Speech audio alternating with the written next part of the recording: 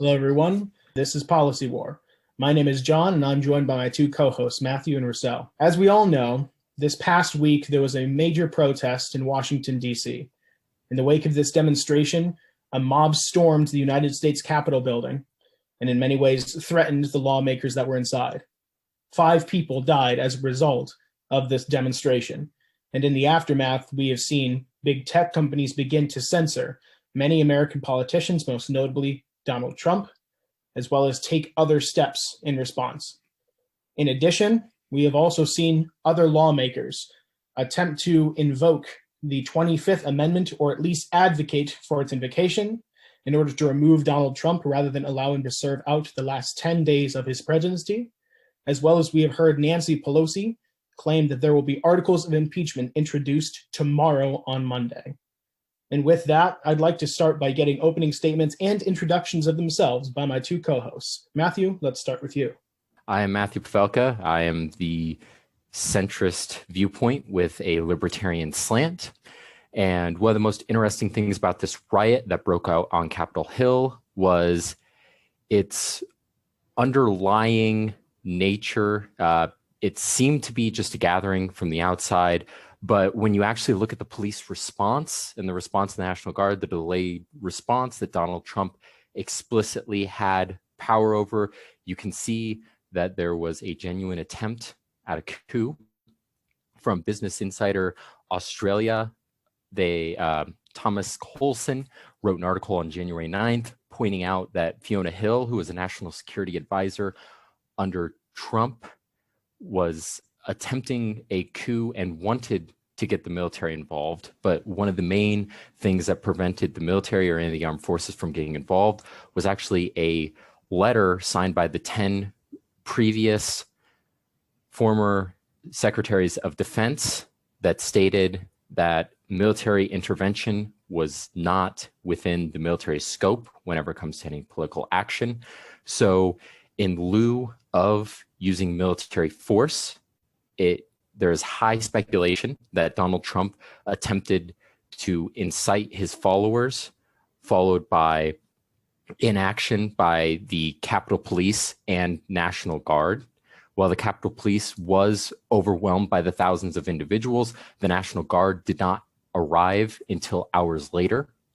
According to the Department of Defense, in an immediate release on January 6th, Chairman Milley and I just spoke separately with the Vice President and with Speaker Pelosi, Leader McConnell, Senator Schumer, and Representative Hoyer about the situation at the U.S. Capitol.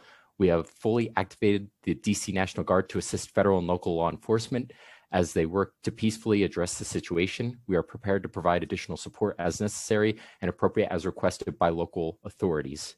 So as we can see there, Donald Trump is not explicitly mentioned, though within his following speech, he mentioned that he was the one who called the National Guard.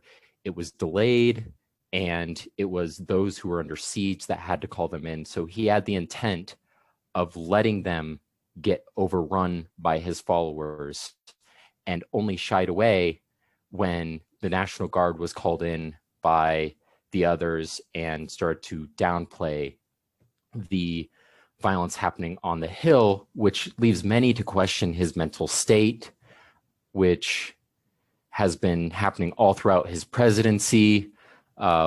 Licensed psychiatrist Brandy X. Lee, who is the president of the World Mental Health Coalition, believes that Donald Trump is mentally unfit to hold the presidency. So she is calling for him to have a mental evaluation prior to the 25th Amendment being evoked to make sure that he does not have any more insane spells like he has had right now in his last 10 days of the presidency. So as we can see, Donald Trump is a bit unfit and really trying to rock the boat outside of just his lawsuits over the past years, or over the past year. Well, thank you, Matthew, for your overview of the situation and the failed coup, as some people call it, on the Capitol. I'm Russell. I give a progressive view, and as you can probably guess, the entire left is just frustrated is a minimal word to use about what happened in the Capitol. just to give a brief overview before that, we shouldn't forget that Trump called up the Georgia Secretary of State. In his phone call, it was recorded that he just said, "I just need 11,000 votes, man. I just need 11,000. Just find them." And at that moment, I lost all respect for Trump that I thought I didn't have. And then at that point, I knew it was all gone. I mean, for other presidents, we talk about their legacy, but for Trump, we'll be talking about the embarrassment of his office. When we go to his speech inciting the speechgoers, his listeners, basically to go to the Capitol, march on the Capitol, and him saying he'll be with them, even though he wasn't anywhere near the area. And then they do massive violence. 5 died, 4 rioters, including 1 Capitol policeman. And obviously it was a horrible situation. A senator who John will talk more about pumped his fists at the rioters as they were basically storming the Capitol. Ted Cruz, who I think people realize is just a snake now, actually pushed for certification to overturn the election results, even though, I mean, everybody in this country, at least the majority of the country, knows that Biden won. Almost 99% of federal court cases Trump has filed to overturn election results have failed. Even during recounts, such as in the Georgia recount, it actually leads to more votes for Biden and a higher winning percentage for Biden. So even if you do recounts in many of these states, in all honesty, you'll just see a bigger win for Biden than anything else. He won by 7 million votes. He has over 300 electoral college votes. So even if Trump can overturn one state, he still won't win. Like, the validity of his argument is just not there. And that's why I think people are so frustrated about this. And we need to talk a little bit about the hypocrisy shown from the Democrats also in this issue, because Democrats all over the country are crying, where's the Capitol Police? Where's the National Guard? But just 6 months ago, it was actually controversial on Trump using the National Guard to stop Black Lives Matter protesters. It was controversial to actually give funding to the police. We need to remember the main motto of the BLM was defund the police. So I think why hypocrisy is so common in the American system is because we see how self-serving people are. When it comes to 25th Amendment, questioning Trump's mental capability, he knows what he's doing. He's your typical authoritarian dictator. He's just not smart enough to carry it out. Like, it's not like he's an insane person. In his speeches, he keeps repeating America's a third world country. Yes, you're making it seem more like a third world country by ignoring our liberal democratic institutions because you lost and you just keep whining about it. He finally conceded without really saying I concede, but at least he said, there will be a peaceful transition of power. But in all honesty, if you look at how Trump comes off of all this, he lost any sort of reputation he had. And I mean, I'd love to hear John's opinion on what the conservatives think about Trump. Like, should they all just abandon him now? And how are many conservatives across the country, including you, feeling about the events in the Capitol? Well, first, I'd like to address that question about how conservatives feel about Trump right now. I'm going to tell you, it was not what happened in D.C. which made conservatives especially disaffected with Trump, at least the overwhelming majority of them. It was what happened in Georgia. I think any reasonable observer will tell you that the largest component of the Republicans' electoral loss in the 2 runoff seats in Georgia was Donald Trump. Donald Trump completely screwed the Republicans over in Georgia. So I will tell you right there that the overwhelming majority of the Republican Party is going to be seriously disaffected with the legacy of Trump, merely because it seems that he has certainly taken 2 houses of Congress from us, and potentially 3 if the electoral outcome in November had been better. But now I'd like to move on to talking about what happened in Washington, D.C. I think that most reasonable people will tell you that that is something we don't want to see. That is something un-American. To launch an assault like that in the middle of the citadel of liberty, in the way that President-elect Biden put it, which his speech immediately after the riot was actually very well done, and I appreciate that message of unity that he brought out. But I do want to say, those that are calling this a coup or insurrection, I believe, as political people, I think we like to use dramatic words that sound really historic and important. This is not one of those times. And all you have to do is look at the demographics of the people that were there. These are people that overwhelmingly were more than capable of arming themselves and carrying out an insurrection if they truly felt that was what they wanted to do. This was not a coup attempt. This was a rank and file demonstration that turned violent in the heat of the moment. We've seen this all year. And it just so happened that this demonstration came at a huge American landmark, a place where lawmakers were busy deliberating. And it also came at a time when the Capitol Police were not fully prepared to meet this demonstration. And so the Capitol Police utilized tactics that we've actually seen commonly. And that was they attempted to repel it. And when it became clear that they could not, they moved as many people to safety as they could while allowing the protesters, the rioters, to move forward, because that has the least likelihood of providing for a situation of massive loss of life. And any loss of life is, of course, tragic. And as I said at the beginning of this segment, this was an un-American, tragic instance. However, we do need to be careful about not blowing this out of proportion. To those calling this terrorism, we have to be careful, only because we have to be consistent in what our definition of terrorism is. If we take a broad definition, this absolutely falls under it. However, a lot of political demonstrations that we have seen over the past year will then fall under that definition. If we take a narrow definition, it doesn't, and neither do many of the other political demonstrations. And so we have to be careful, and Russell made a wonderful point about hypocrisy that I 100% agree with on both sides. We have to be careful about not calling one thing terrorism and calling the other thing just calling for social change. We need to be consistent. And frankly, we should be consistent in condemning these kinds of acts, which are inherently anti-democratic, in my opinion. So I guess one thing to point out would be that there was quite a delay in the reaction. I mean, yes, if you look at the Black Lives Matter protests, they called the National Guard to begin with, but wouldn't this have some sort of political component if the only person who has power to call in the National Guard delays calling in the National Guard far after there's a known violent component to this gathering? I mean, in his speech, in what I will call his concession speech, even though Trump may not call it that, he stated that he called in the National Guard immediately, and obviously it was hours after the fact that the riots were breaking into the Capitol that the National Guard was brought in. It was not immediate at all. Trump encouraged them to storm on the Capitol like that. And while he has some plausible deniability, he didn't say destroy their windows, steal their pedestals and podiums, sit at Nancy Pelosi's desk, because those were all things the writers didn't have pictures of.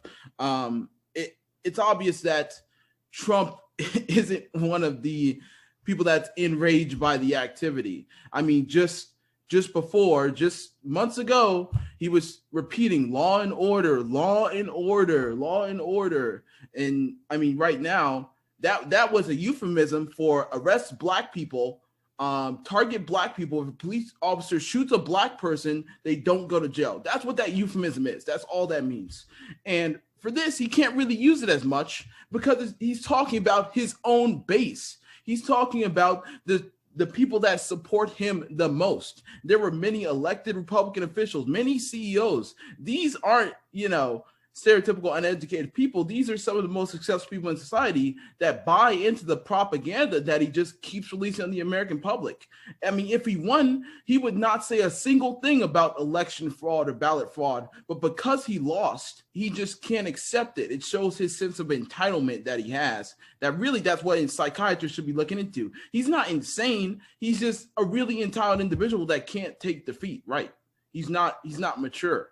And of all the 44 presidents we've had in the history of this country, no one has been as immature as he has, I could argue. So we do have multiple things that we need to talk about. Matthew, do you want to say one quick thing before we move on? I also wanted to ask, another component of this. You state that this is not an insurrection or a coup, but if it didn't have that component to it, or some sort of maniacal component, why did he use such violent language? Earlier in his campaign, it was drain the swamp. He could have used like a similar thing. He could have said, they're cheating on the election, but he used his phrases like combat and fight and things that are, more violent, oriented, like it's a war instead of, a gathering or something peaceful. So couldn't you say through that lens that he's trying to incite some sort of violent component to his gathering? I think you could absolutely say that, for the specific reason that if you were looking for a potential outcome, then I think you can find factors that will contribute to that outcome. However, if you reverse it and you say, okay, did these particular factors cause this to happen?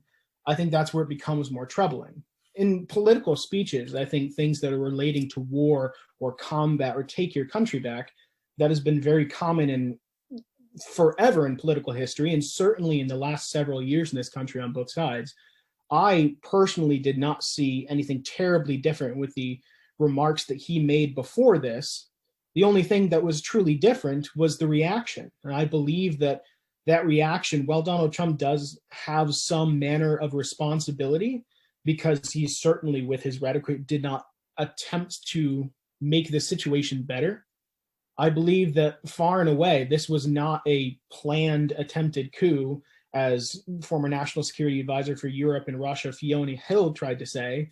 I think this was a spur of the moment bunch of people that thought they were going to make a real demonstration. And this is the kind of frustration that we have seen on the right and the left for a long time. And I believe this was just a boiling over point. So like I said, we have a lot to talk about today. And I believe that the next thing we need to discuss, even for a moment, is the prospect of Donald Trump not being the president for the next 10 days through whatever mechanism. And so I just want to start with Russell asking you, so do you believe the 25th Amendment needs to be invoked right now, and why?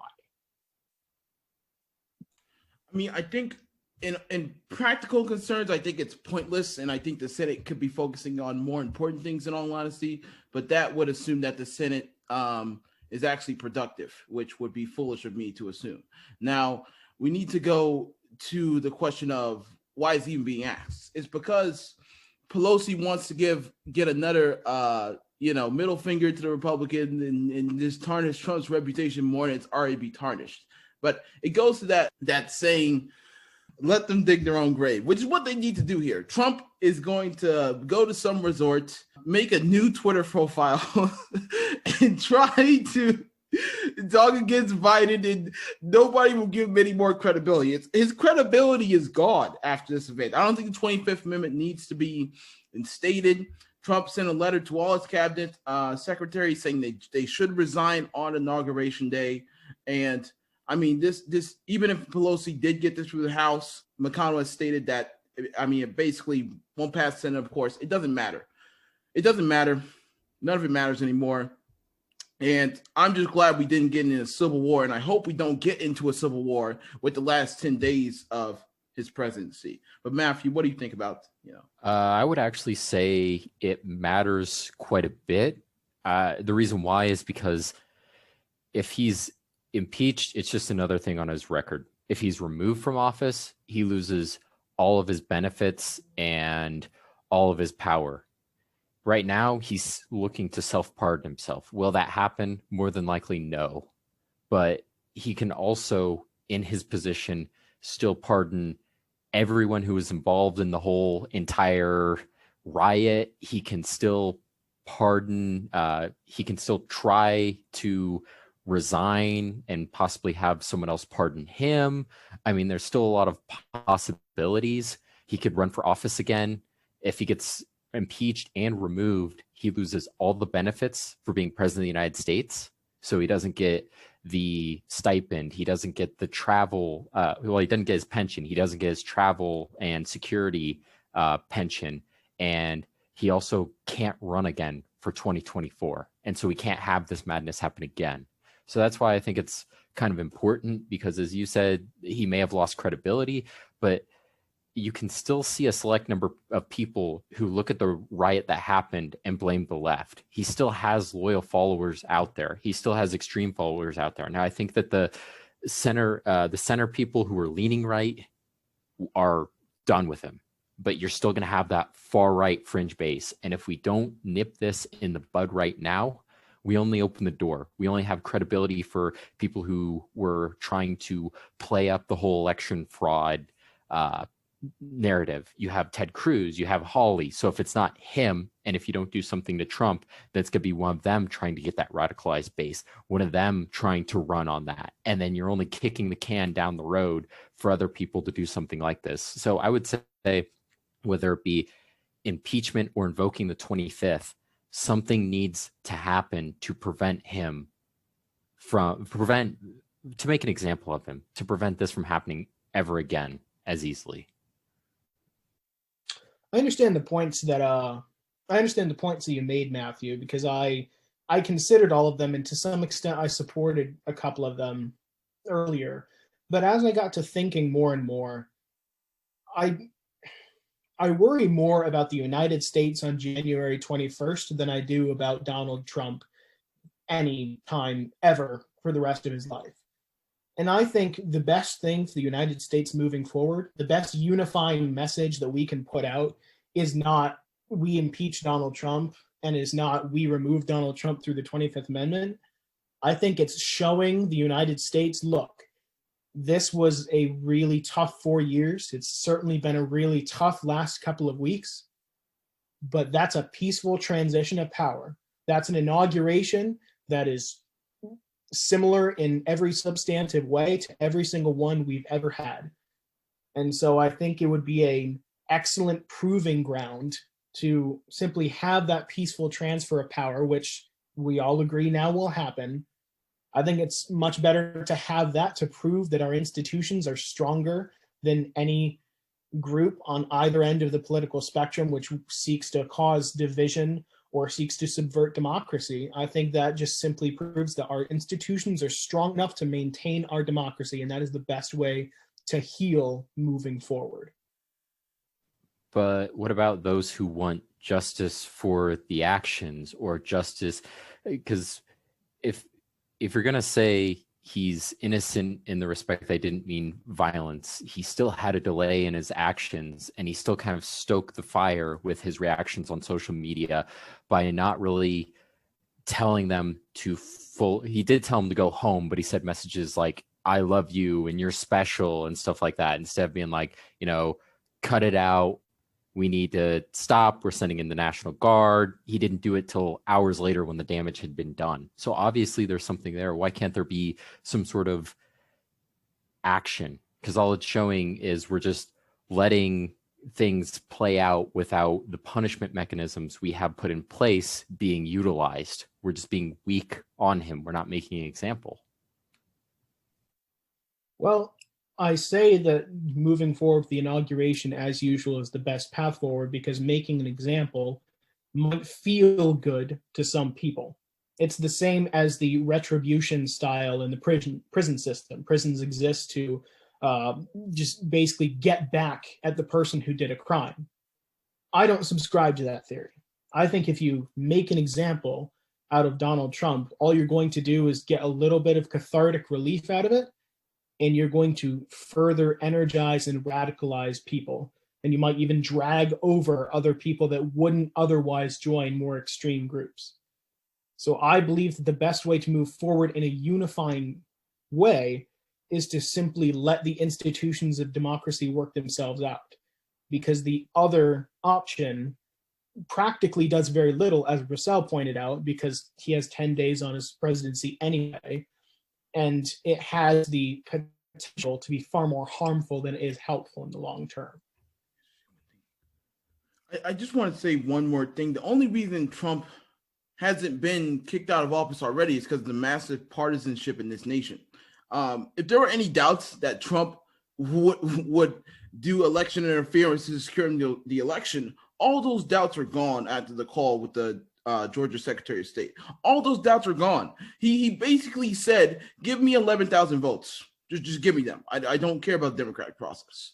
And I mean, we had hints of this during the Russian collusion, Russiagate, as Democrats would call it. He basically said, why not? Why would I not take information from Russian officials on my opponent? When it came to the Ukraine scandal and him blackmailing the Ukrainian leader into basically finding info about Hunter Biden, we have a phone call with transcripts. We have plenty of evidence for all these accords. The only reason he hasn't been impeached because the Republicans know it would hurt them. And that's the problem with this nation. It is so partisan. We can't impeach a leader who obviously doesn't care about democracy. I just want to say that's why invoking 25th Amendment will fail again, because the Senate will find every possible way to delay it and block it. So the other issue that we wanted to get to is in the aftermath of everything that happened, we have seen big tech companies make some major moves, especially in suspending indefinitely President Trump's personal accounts, the official president of the United States account, as well as the Trump campaign accounts. And so I want to give both of you an opportunity to simply give your thoughts on whether or not this is the right idea, whether or not this was overdue to begin with, and what this shows for the future of the control that big tech companies might have over speech on certain platforms. I mean, it's obviously within their legal right. And I believe if they're going to take down things that are misinformation or things that promote violence, they have every right to do so. They're mainstream platforms. Yes, they are giant, but there are other platforms that can be developed and utilized, as we've seen with Parler as an alternative to Twitter. There's other mechanisms. And when it gets so bad, as in the case of what happened on January 6th, you will see the public go after these platforms, ask them to take it down. And if they bow to that pressure, they bow to that pressure. I see nothing wrong with censoring anything that can be remotely violent or factual from a politician or from users. I'm going to disagree with you a little bit here, because I respect freedom of speech, and it's completely in Twitter and Facebook and Instagram, completely in their rights to basically ban Trump from their platforms or suspend Trump from their platforms. But if you value freedom of speech, then you still value sadly, the leader of our nation being able to speak on these platforms. Now, we need to realize this is a completely political move by Twitter and Facebook. Twitter banned Trump indefinitely, and Facebook banned them at least until the inauguration, they say. And the reason they did this is because the Georgia election. Democrats hold the House, Democrats hold the Senate, Democrats hold the presidency. Democrats are going to favor these social media companies for basically saying, the Republican president's bad. What he's saying obviously encourages the violence, when it's really not that obvious. He gets plausible deniability, Trump does, in everything he says. So I think this is really a move to delay the restriction of powers or the breaking up of the monopoly Facebook has over social media. This just proves how much power they have. Right after Twitter announced that they banned Trump, Trump did his consensus speech, because one of the things he fears most is losing his Twitter. Social media is one of the main reasons Trump has stayed on the news cycle every single day. Type something crazy that he probably won't do, and the news just talks about it all day. I mean, if we get used to social media banning people just because we assume they incited some events, and that could lead down a very slippery slope. So I actually disagree with this move, and I think it's really just political in nature. So I am inclined to agree with Matthew, though I share the same concerns with Russell, and that's why I'm kind of in the middle on both of these. I'm a conservative, and one of the more stereotypical positions of conservatives is that I believe that companies should be free to do business under the law as they see fit. This includes that I believe that as a private company who is providing a free voluntary service, I think Twitter, Facebook, Instagram, all of these sites, they can absolutely censor whatever speech they choose. They can censor whatever people they choose. But with this comes a problem, because media companies such as these benefit from rather stringent protections, and they in many ways cannot be held liable for some of the things that go onto their sites, because they are considered platforms. They are public forums where people can say whatever, and community guidelines are meant to be loose. But now we've discovered the President of the United States of America can be completely censored by one of these companies. And as I said, that is fully within their rights, but I am less inclined to give them that sort of protection if they are going to exercise such a massive amount of control of the things that they say. Because at that point, to me, they're no longer a platform where people may freely interact. They're publishing information. Therefore, I do not believe they should be able to rely upon those same stringent protections that we have given them. So if they want to continue this behavior, once again, that's within their rights. But actions have consequences, and I believe we need to explore either through antitrust lawsuits or changing to regulations, both state and federal, regarding these companies if this kind of activity is going to continue. Well, I think it's fair considering this circumstance. And what I have to say about, the president being censored, yeah, many people won't see his everyday tweets, but he still has other platforms he could have utilized. He could have before it was removed, he could have utilized Parler, which is an conservative alternative to Twitter, which many alt-right people have utilized and many have used to express their distrust with the government and their plans for attacking the Capitol. Whether they come to fruition or not on the 19th is to be determined, but you see that there's still other avenues you're going to have regardless. If he wanted to, he could use the emergency alert system and he could probably text every American in the United States and say whatever he wants. So he's never going to be fully censored, and you're still going to find workarounds. But I believe that as a company with their, what they allow is their brand. Just like Donald Trump, his actions is his brand. And so they have every right to dissociate him by doing so. I mean, I don't think they should lose their protections for that. I think they're actually doing a service if there were maybe like a bipartisan committee that could challenge certain things. But I think it's a public good if they censor or fact check stuff, tweets, posts, that type of thing from prominent figures, because people are going to eat that up. And that's what's going to cause things like what happened at the White House, the people who follow QAnon, the people who have this distrust for things that we, as well as most of a country, considered common sense. So that's my standpoint. I think, like with many things regarding authority, I agree with you if that authority is well used. I think it's a public good to encourage that the information we share is correct, that the facts we all give are straight, and if something is inciting violence, then we should certainly not have it be disseminated as greatly as it otherwise would. The issue is we cannot guarantee that that is going to be well administrated. We cannot guarantee that's going to be fairly administrated. And I think one of the things about conservatives is we have a fundamental distrust of a lot of authority, because authority can go wrong very quickly. And so my position is informed by that when I think, again, even if they can do it, if they do end up doing it, I think we need to rethink some of the protections that we give them. So I agree with you that it could potentially be a good thing if they do it well, but there's no guarantee they're going to do that. So if they are going to end up doing these kinds of things, I think we need to rethink the way that we regulate them properly. And I think there's one more important thing to note before I pass this off to Russ real quick, that they only started doing this after there was widespread claims that have been debunked on voter fraud and the riot on the White House. So, or not the White House, the Capitol building. So it's something they've had the power to do beforehand, but they've drawn their line with that. So you can go ahead, Russ. I mean, I agree. This is the climax of Trump's failure as a leader, and there's no better time to do it than, I mean, after this event. Which, I mean, if you look at this historically, the last time Washington was in this much political unrest was the March on Washington done by MLK, and it's so starkly different.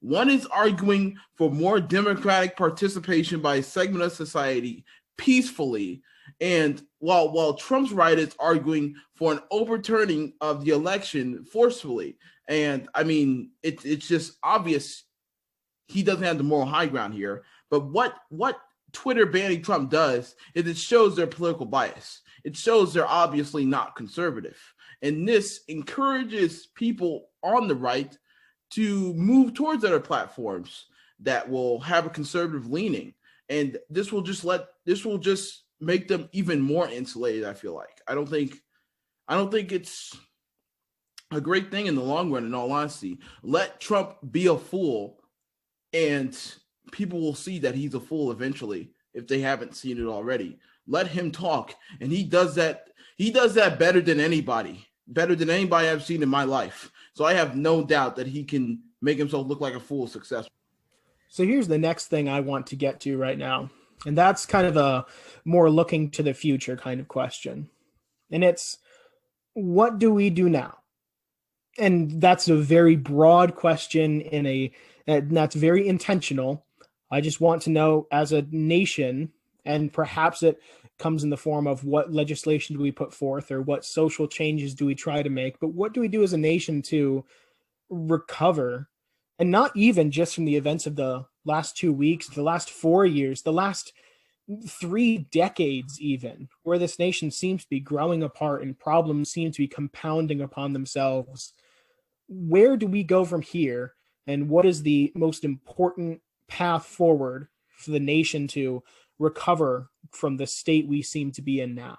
From the situation on the 6th, I would say, my opinion, the best action would be to cleanse those who are causing trouble, those who are questioning the process that most of us agree is legitimate. Now, they've had time to present evidence. If there's evidence there, they've had, countless opportunities through lawsuits to present it. We've seen that there's not anything really outstanding showing a huge wave that could debunk this election. That's why all the votes were confirmed. That's why we're having the Biden administration come in. And that's why I believe it's important to remove these people, because if we allow them to stay, we still show that it is legitimate to undermine our democratic process. Doesn't matter how much they argue about it. If they don't present legitimate evidence, they need to be removed. If they're adamant, if they're more questionable about it, and they have more of an inquisitive approach, that's one thing. But if they're adamant and they're just claiming it's fraud, they need to be removed from Congress, removed from the executive power, and just gone. From there, we start forward with COVID relief.